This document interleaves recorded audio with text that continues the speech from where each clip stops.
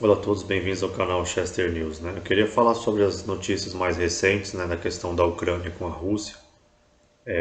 Houve uma notícia agora recente que estariam, o- ao lado da Rússia, estariam colocando suprimentos médicos, que são bolsas de sangue para possíveis feridos na guerra, segundo as últimas notícias, o Putin ele não decidiu ainda invadir ou não, mas é o que tudo indica pelas movimentações de tropas. Tem mais de 100 mil homens na fronteira, né?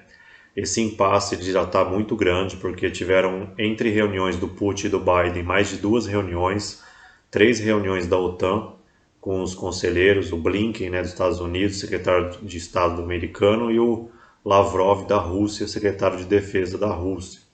Então, assim, já é um maior impasse em muito tempo, né? E não é um exercício militar, A gente não sabe a intenção do Putin. Ele disse nas últimas notícias que ele ainda acredita na questão diplomática.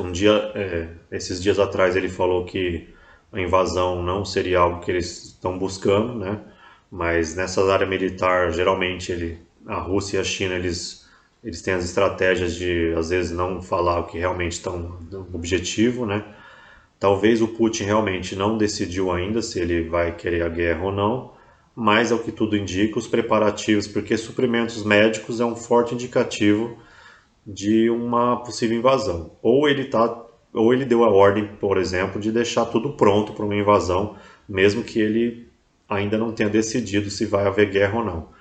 Eles falam, que ainda tem espaço para diplomacia, Diplomacia, ou seja, é negociação, E a China, esses dias também falou que é bom a OTAN, que é Estados Unidos e Europa, a Aliança Atlântica, levar a sério as demandas da Rússia, Ou seja, alguns analistas disseram que talvez possa ser que Taiwan, a China também queira invadir Taiwan ao mesmo tempo, porque daí eles dividiriam as forças da OTAN. Essa hipótese foi aventada por alguns analistas importantes de relações internacionais.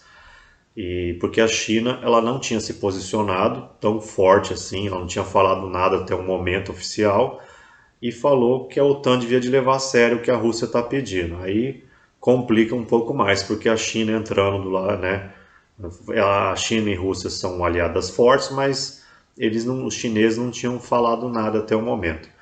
Então a gente não sabe ainda se vai ter um conflito ou não.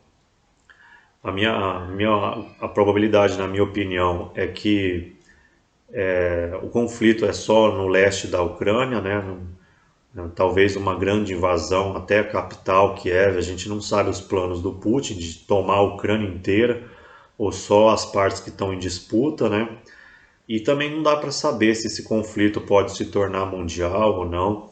Eu li livros, que eu gosto de história das guerras, tudo. E antes da Primeira e Segunda Guerra Mundial, ninguém achava que ia ter guerra, e se fosse guerra, tivesse a guerra, seria rápido. E realmente não foi desse jeito, Então a guerra ela é uma coisa muito imprevisível mesmo. Ninguém sabe o que vai acontecer e a gente tem que sempre torcer para que ela não ocorra. A diplomacia ela funciona, mas assim, na história das guerras, principais guerras, quando uma parte pede uma coisa muito assim, eu não estou julgando se o Putin está certo ou não. Na minha opinião, sincera, eu acho que desde os anos 2000, 20 anos que o Putin vem falando, depois da queda da União Soviética nos anos 90, ele vem falando para a OTAN não ficar se deslocando para o leste, para, né, próximo da Rússia. E aquela região da Ucrânia já tiveram várias guerras. O Alexandre o Grande já passou pela Ucrânia, na época do Império Romano, o Napoleão, o Hitler, todos eles passaram pelaquela parte da Ucrânia. Então ali, a Ucrânia é para os russos é como se fosse uma porteira, vamos dizer assim, deles. Chegou o inimigo ali, a Rússia entra em alerta, como se fosse uma caixa de marimbondo da Ucrânia. Então assim, a OTAN ela invadiu ali ali como se estivesse na porta dos russos praticamente. Então os russos eles têm ali aquela região como um sinal de alerta, porque vários inimigos ali da Europa ou daquela parte ali, do Mediterrâneo, quando chega ali os russos praticamente leva a coisa para outro nível. Então, historicamente, aquela região ali embaixo da Rússia, antes mesmo da Ucrânia existir, aquela região é totalmente estratégica. Os russos eles se sentem ameaçados e eles entram no modo hard ali, quando mexem naquela região. E o Putin ele falou isso, não entre, eu não entre nessa região, não entre, né? E a China apoiou, falou que a OTAN devia de levar a sério. Então a gente não sabe, aí tem que ver o que vai acontecer, mas essa notícia, umas 3 horas da tarde, mais ou menos, dia 30 de janeiro, né? De suprimentos médicos, né? É bem bolsas de sangue, na verdade são suprimentos médicos para fazer tendas, né? Para soldados feridos, eles para ser atendido. Então assim, eu acho que suprimentos médicos na linha de frente já é um forte indicativo de um confronto militar. Mas o Putin disse que ainda está aberta a negociação. Então talvez ele ainda acredita que a OTAN vá falar alguma coisa, que a Ucrânia não vai entrar na OTAN, mas sinceramente, na minha opinião, o mais provável é a Ucrânia, porque quanto mais a Rússia fala para a Ucrânia não entrar na OTAN, mais a Ucrânia se sente ameaçada e mais se sente tentada a entrar mesmo, porque eles estão ali divididos ali, a Ucrânia ela está entre a Rússia e a Europa mesmo ali, é um entrave ali mesmo. Tem a questão do gás, né? Passa um gasoduto ali muito importante que abastece a União Europeia. O gás é para aquecer as casas, né? O Putin já cortou o fornecimento de gás da Europa. Eles podem vir pelos navios dos Estados Unidos, mas o gás via navio é muito mais caro, quase praticamente inviável perto do gás russo, né? Então tem essa questão. A Alemanha pediu 100 mil soldados, aí a Alemanha se ofereceu só 5 mil. Como a Ucrânia oficialmente não é parte da OTAN, a Europa ainda está dando sinais assim.